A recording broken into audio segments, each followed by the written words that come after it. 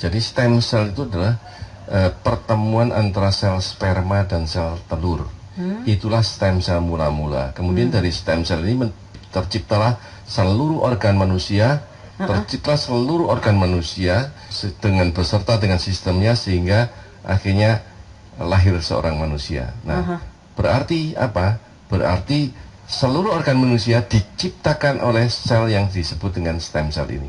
Apabila satu sel ini bisa menciptakan seluruh organ manusia, maka tentu apabila terjadi kerusakan, yang bisa memperbaiki hanyalah penciptanya, yaitu stem cell. Jadi yang bukan atau tidak ada kaitannya dengan sel telur dan sperma pasti bukan stem cell. Dan satu hal lagi, stem cell itu life cell, sel hidup.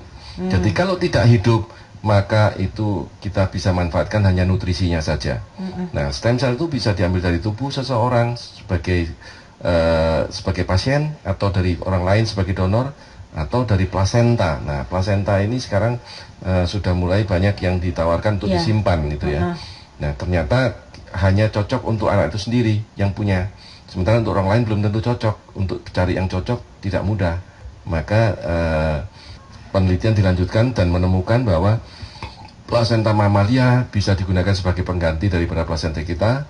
Ya, itu bisa digunakan dan cocok. Semua mamalia itu ternyata plasentanya bisa digunakan sebagai bahan untuk terapi stem cell dengan syarat harus live, harus hidup. Kalau bukan live, maka itu bukan disebut stem cell. Kenapa? Karena memang stem cell sudah membuat kejutan dan membuat heboh dunia.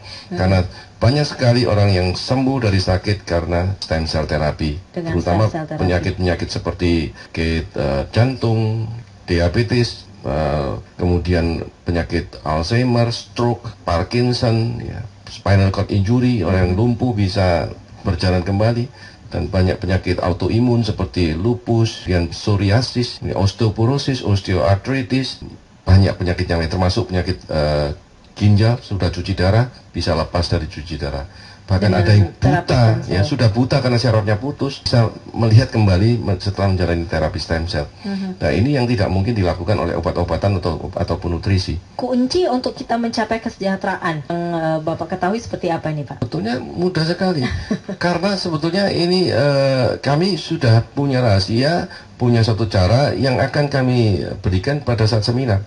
Bagaimana caranya kita bisa hidup sehat dan sejahtera? Maka judul kami jelas, The Right Way for Healthy and Wealthy. Jalan benar menuju sehat dan sejahtera. Sehatnya bagaimana, lalu untuk sejahteranya bagaimana?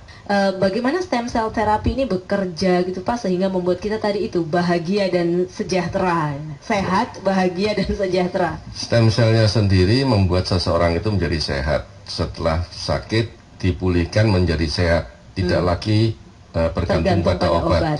Nah, setelah sehat ada sambungnya, ada bersambung ya. Jadi setelah sehat seseorang itu bisa bercerita kepada kawan, kepada rekan dan sebagainya. Nah, di situ pasien yang sudah sehat tadi itu bisa mendapatkan yang disebut dengan reward ya. Ada seperti bagian royalti. Pada saat seseorang itu mulai membeli produk stem cell ini, sebetulnya para pemirsa yang membeli itu sudah mendapatkan hak franchise-nya. Sementara kalau mereferensi orang-orang lain, ya hasil dari testimoni tadi akan dapat royalti dari orang-orang yang direferensi. Itulah cara untuk masuk ke dalam kehidupan sejahtera tadi. Karena royaltinya itu yang membuat kita bisa hidup sejahtera.